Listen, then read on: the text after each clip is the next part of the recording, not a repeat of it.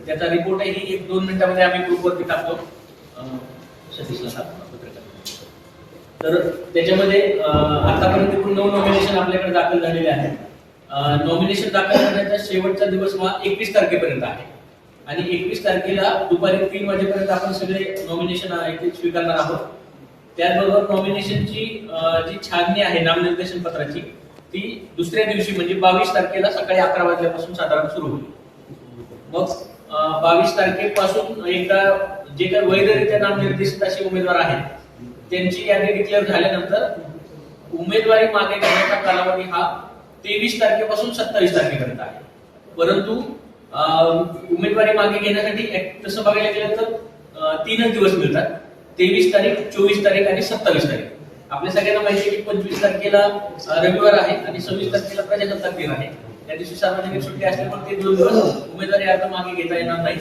आणि 27 तारखेला साधारण दुपारी 3 वाजेपर्यंत आपल्याला नामनिर्देशन पत्र मागे घेण्यात येतील.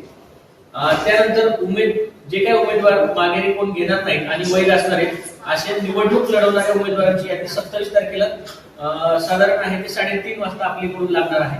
ती यादी लागताना आपण जे चिन्ह वाटप आहे किंवा आपण निशाणी होतो ते चिन्हांचं वाटप देखील 27 तारखेला दुपारी 3:30 नंतर होणार आहे.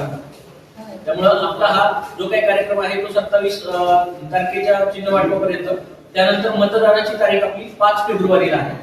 5 फेब्रुवारीला सकाळी 7:30 वाजल्यापासून संध्याकाळी 5:30 वाजेपर्यंत आपला मतदानाचा दिवस आहे आणि मतमोजणी आहे ती 1 दिवसाचा गॅप ठेवून 7 तारखेला मतमोजणी आपली ठेवलेली आहे आणि 7 तारखेला सकाळी 10 वाजता आपली प्रामुख्याने ही मतमोजणी आपली राहणार आहे. त्या अनुषंगानं आपण जे काय उदगीर तालुका प्रशासनाच्या वतीनं तयारी करण्यात आलेली आहे ही माहिती सर्व राजकीय पक्षांना, सर्व जनतेला आणि सर्व मतदारांना समजावी या उद्देशाने ही आजची प्रेस कॉन्फरन्स आपण आयोजित केलेली आहे. यामध्ये आपल्याकडे जर बघितलं आपण तर जिल्हा परिषदेच्या 7 जागा आहेत आणि पंचायत समितीच्या आपल्याकडे एकूण 14 जागा आहेत. तर या 7 जागांपैकी आपल्याकडे 5 जागा ह्या अनुसूचित जातीसाठी रिझर्व्ह आहेत आणि 1 जागा नागरिकांचा मागास प्रवर्ग ज्याला आपण ओबीसी म्हणतो त्यांच्यासाठी आहे आणि 1 जागा ही सर्वसाधारण म्हणजे जनरल साठी आहे. जिल्हा परिषद पंचायत समितीच्या एकूण 14 जागा आहेत. या 14 पैकी अनुसूचित जातीसाठी 4 जागा आहेत. अनुसूचित जमातीसाठी एक जागा नाहीये, एकही नाहीये. नागरिकांच्या मागास प्रवर्गासाठी 3 जागा आणि सर्वसाधारणसाठी 7 जागा. अशा एससीच्या 4, ओबीसीच्या 3 आणि सर्वसाधारण 7 अशा एकूण 14 जागा या आपल्या पंचायत समितीसाठी असणार आहेत. आणि आपल्याकडे जे एकूण मतदार आहेत त्या मतदारांची संख्या आहे 1,77,466 एवढे मतदार आहेत आपल्या उदगीर तालुक्यामध्ये. 1,77,466. त्यापैकी पुरुष मतदारांची संख्या 92,189 एवढी आहे. स्त्री किंवा स्त्री मतदारांची संख्या, महिला मतदारांची संख्या 85,277 एवढी आहे. अशा प्रकारे एकूण 1,77,466 एवढे आपले मतदार असणार आहेत ज्यांच्यासाठी आपण ही निवडणूक घेत आहोत. आणि एवढ्या सगळ्या मतदारांसाठी आपण आपल्या उदगीर तालुक्यामध्ये 210 मतदान केंद्र तयार केलेले आहेत. या 210 मतदान केंद्र हे आपले एकूण 133 लोकेशन वरती किंवा इमारतीच्या ठिकाणी असणार आहेत. काही ठिकाणी 1 मतदान केंद्र असेल, काही ठिकाणी 2 असतील, काही ठिकाणी 3 आहेत, काही ठिकाणी 4 आहेत आणि जास्तीत जास्त एका इमारतीमध्ये 5 मतदान केंद्र असणार आहेत की ज्या पद्धतीने आपण ही सगळी पूर्ण रचना केलेली आहे. आपल्या एकूण 210 मतदान केंद्रासाठी 20% आपण जास्त करून 25% एक्स्ट्राचे पकडून साधारणपणे 1,500 एवढे आपल्याला मतदान अधिकारी आणि कर्मचारी लागणार आहेत. ज्या मतदान अधिकारी आणि कर्मचारी यांच्यासाठीच्या ऑर्डर आहेत 1-2 दिवसामध्ये म्हणजे मंगळवारी आमच्याकडून त्या निर्गमित होतील. त्यांच्यासाठी आपण एकूण 2 प्रशिक्षण सत्र घेणार आहोत. ते प्रशिक्षण सत्र साधारण 24 जानेवारीला एक आहे आणि 31 जानेवारीला एक आहे. अशा 2 ट्रेनिंग आहेत त्या आपण त्यांच्यासाठी आयोजित केलेल्या आहेत. यानंतर आपण मगाशी बघितलं तसं 27 तारखेला एकदा उमेदवारी अर्ज मागे झाले की साधारणपणे 1 दिवसाचा आम्ही गॅप एवढ्यासाठी देतो की आपल्याकडे जे काही उमेदवार आहेत त्या उमेदवारांच्या आणि त्या गणाच्या किंवा गटाच्या नावानं मतपत्रिका आपल्याला सगळ्या तयार कराव्या लागतात. आणि ती मतपत्रिका एकदा आमची 27 नंतर 28 तारखेला पूर्ण झाली की 29 जानेवारीला आम्ही ईव्हीएम मशीन पण तयार करणार आहोत. आणि या सगळ्या प्रोसेसमध्ये आहे ते या ठिकाणी आपण साधारणपणे ईव्हीएम मशीन ज्या काही तयार होतील किंवा टपाली मतदान जे असेल त्याच्यामध्ये आपल्याकडे असणाऱ्या सगळ्या जेवढ्या काही पोलिंग पार्टी आहेत किंवा पॉलिटिकल पार्टी आहेत त्यांना आपण सगळ्यांना काय करतो, पत्र देतो आणि पत्रांना मध्ये त्यांना आहे ते सामावून करून घेतो. त्यांच्या समोरच ही प्रोसेस आहे ते ट्रान्सपरंटली आपण ती करूनही घेतो त्याच्यामधून. त्यामुळे ईव्हीएम मशीन तयार करण्याचं काम हे आपलं 29 जानेवारीला होणार आहे.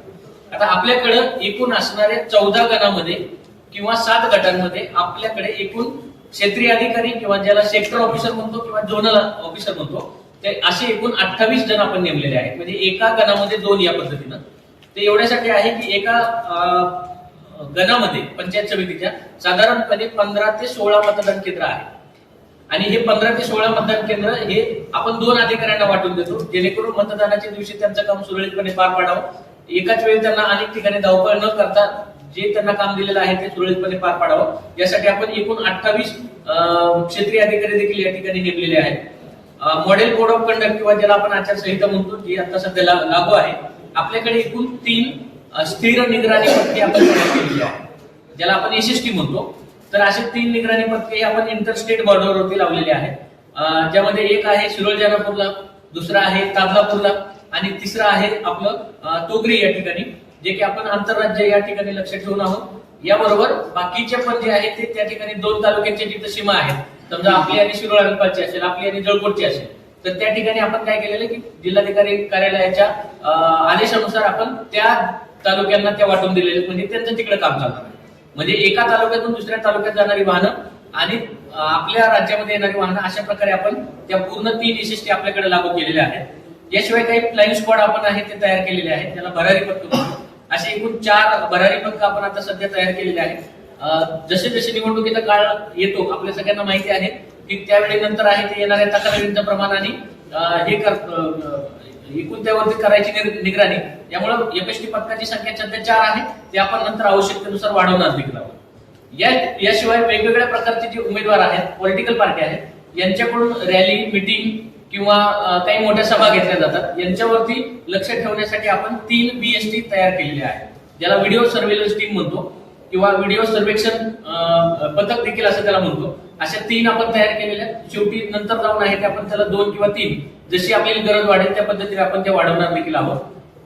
आणि हे जे काही बीएसटी आहेत ज्यांनी रेकॉर्ड केलेलं आहे ते रेकॉर्ड केलेलं आहे ते उमेदवारांच्या खर्चावरती नियंत्रण ठेवावं यासाठी आपण एक व्हीव्हीटी तयार केलेली, त्याला व्हिडिओ व्ह्यूइंग टीम म्हणतात.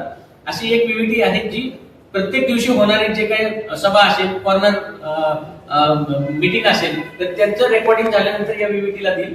व्हीव्हीटी मग त्याच्यामध्ये दिसणारे एकूण सगळं खर्च असेल तो सगळं आपल्याला जिल्हाधिकारी कार्यालयाने दिलेलं दरपत्रकामध्ये तयार करतात आणि ते दरपत्रक नंतर आहे ते खर्च पत्रकाकडे दिले जातात. अशा प्रकारे प्रत्येक उमेदवाराच्या होणाऱ्या खर्चावरती आपण नजर या ठिकाणी ठेवतो आहोत. याशिवाय परमिशन वेगवेगळ्या प्रकारचे घेण्यासाठी पॉलिटिकल पार्टी असतील किंवा सगळ्यात महत्वाचं आहे ते म्हणजे की उमेदवार असतील यांच्यासाठी आपण तहसील कार्यालयामध्ये एक खिडकी चालू केलेली आहे, सिंगल विंडो सिस्टीम. ही आपल्या गट विकास अधिकारी साहेबांच्या अध्यक्षतेखाली ही समिती आहे आणि ही समिती काय करणार आहे, सगळ्यात महत्वाचं आहे ते म्हणजे की पूर्ण आपल्या तालुक्यामधल्या ज्या ज्या ठिकाणी राजकीय पक्ष असतील किंवा उमेदवार असतील यांना आवश्यक त्या सगळ्या परवानग्या आम्ही साधारणपणे 24 तासामध्ये त्यांना देण्यासाठी सांगितलेलं आहे. म्हणजे कुठलाही एखादी सभा किंवा रॅली घ्यायची असेल 24 तास अगोदर आमच्याकडे जर अर्ज केला तर ती रॅली सुरू होईपर्यंत आमची पूर्ण टीम आणि परवानगी या सगळ्या गोष्टी आहेत त्याच्यामध्ये पूर्ण होणार आहेत. अशा प्रकारे आमच्याकडून तयारी केलेली आहे. आपल्या माध्यमातून राजकीय पक्षांना आपल्याला मला हेच सांगायचं आहे आम्हा सर्वांना की मागच्या नगरपालिकेच्या इलेक्शन मध्ये काही सुरुवातीच्या काळामध्ये परवानगी न घेता आहे ते काही प्रकार असे घडले होते की प्रचार चालू केला होता, त्याच्यावरती 1-2 गुन्हे आम्ही दाखल पण केलेले आहेत. तर राजकीय पक्षांना माझं एवढंच निवेदन आहे की आपण परवानगी घेऊन आणि निवडणूक आयोगाच्या सूचनेनुसार आचारसंहितेचं पालन करून आपला प्रचार करावा, जेणेकरून आम्हालाही कुठल्या प्रकारची कारवाई करण्याची गरजही पडणार नाही आणि या सगळ्या गोष्टी याच्यामध्ये प्रामुख्याने होत असलेल्या आहेत. तर अशा प्रकारे आपले हे जे काही एकूण गट आणि गण यांच्या संदर्भातलं जे इलेक्शन आहे ते इलेक्शन बद्दलची तयारी आमच्या लेवलवरती बऱ्यापैकी झालेली आहे. यामध्ये मतदारांसाठी प्रामुख्याने आव्हान असं आहे की आपण जे मतदान घेणार आहोत ते एका बॅलेट युनिटवरती किंवा मतदान वरच्या बाजूला आहे ती जिल्हा परिषदेची मतपत्रिका राहणार आहे आणि त्याच्या खाली पंचायत समितीची मतपत्रिका राहणार. म्हणजे ज्याप्रमाणे नगरपालिकेला आपण नगराध्यक्षाने 2 प्रभाग होते म्हणजे एका मतदाराला 3 मतदान करायचे होते. तसे ग्रामीण भागामध्ये 1 मतदान हे जिल्हा परिषदेसाठी आणि 1 मतदान हे पंचायत समितीसाठी, असे एका मतदाराला 2 मतदान हे प्रामुख्याने करायचे आहे. स्वीपचा भाग म्हणून किंवा मतदान जनजागृती म्हणून आपण त्याच्यामध्ये काही व्हिडिओ आणि हे सगळं पूर्ण करणार आहोत. तरी देखील आपल्या माध्यमातून मला जनतेला हे प्रामुख्याने याच्यामध्ये आवाहन करायचं आहे. दुसरं एक महत्वाची गोष्ट म्हणजे की जे उमेदवार आहेत ते वेगवेगळ्या प्रकारचे फ्लेक्स आणि ते लागतात, तर त्याच्यामध्ये प्रामुख्याने आमच्याकडून मिळालेली परवानगी ती किती दिवसासाठी मिळालेली आहे हे सगळं आहे ते पूर्णपणे नमूद करूनच आपले फ्लेक्स लावावेत, अशा संदर्भातले देखील आवाहन आम्ही या माध्यमातून आपल्या सगळ्यांना करत आहोत. तर आमच्याकडून जी माहिती होती ती दिलेली आहे.